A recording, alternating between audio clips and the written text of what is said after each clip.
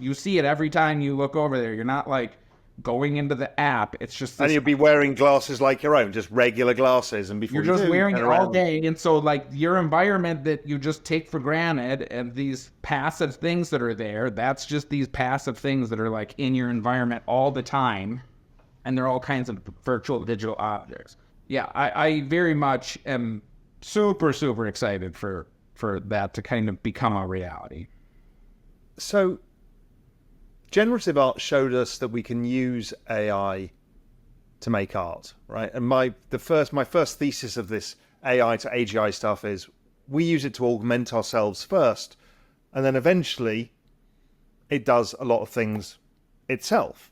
Question is I don't know if you saw, there was this paper written randomly on Twitter about how an AI model that had never been shown music or introduced music kind of discovered music. It was No. it was it was freaky, and I'm just thinking, do these things discover art themselves? Do robots like art? Do they? I think It's it's going to be really interesting what it does with creativity. I agree, and I think it's really like the AI image generators got so good so fast that it really, to me, redefined my definition of what creativity even is. Because it was sort of like, I didn't really think they would be able to draw images that well and that creatively from just very simple prompts.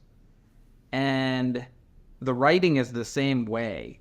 It's sort of like, because you're so used to, we've all become so used to like, well, whatever you want the computer to do, you have to hyper specifically tell it. It can't think for itself. It can't have any level of like creativity. There's no concept of creativity. It's ones, zeros. Do this, do that, do this, do that. Period. And now it's sort of like you give it something and it's like, oh, that's an interesting idea I never thought of. And like that's new.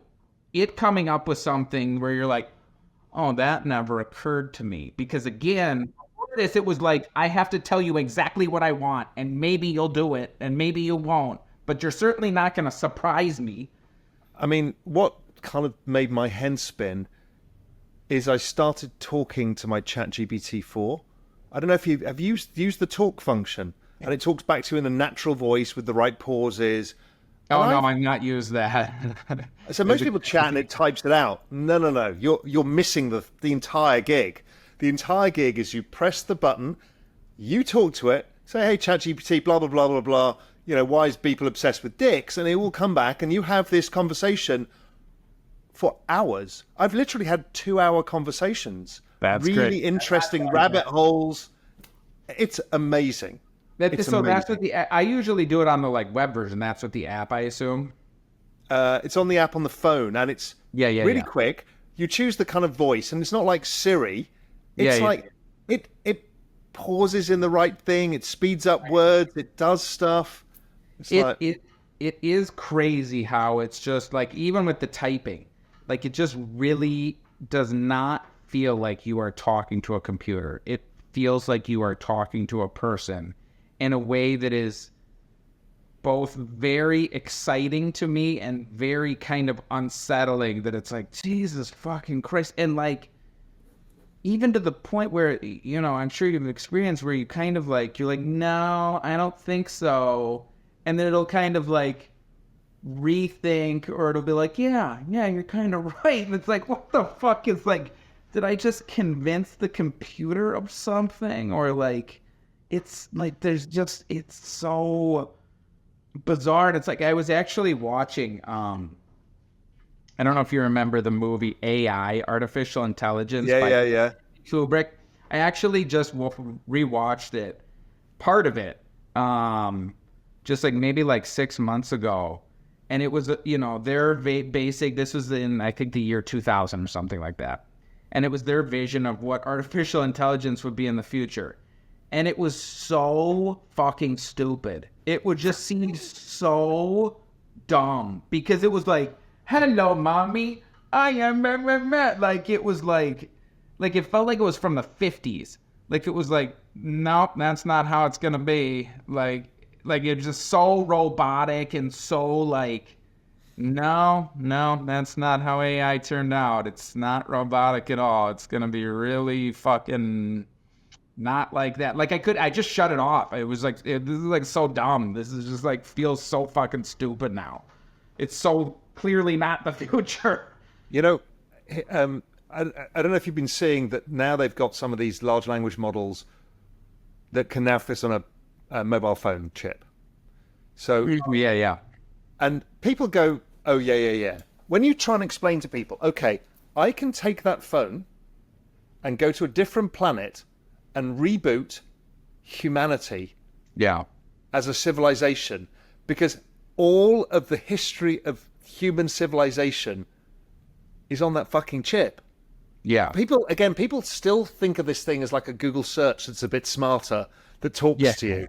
I'm like, no, no, no. This is all knowledge we've possibly fed it so far. Sure, there's some ancient papyrus manuscripts we haven't fed through it yet, but they will come, and it has everything. So if you think of like an NFT as NFT art as a time capsule of culture, these large language models are a time capsule of all of humanity. Yeah.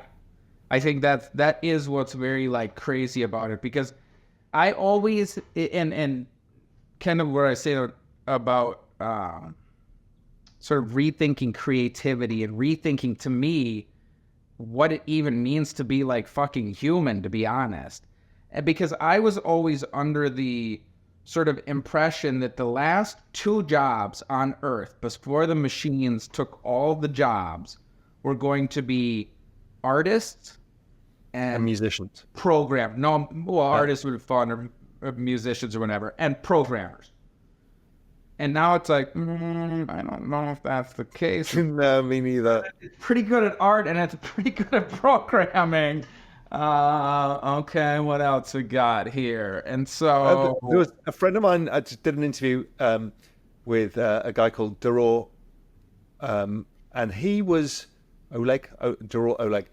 His view is that there is a human element that people pay a premium for, and his idea is like, if you think of the OnlyFans economy, it's like humans seek attention.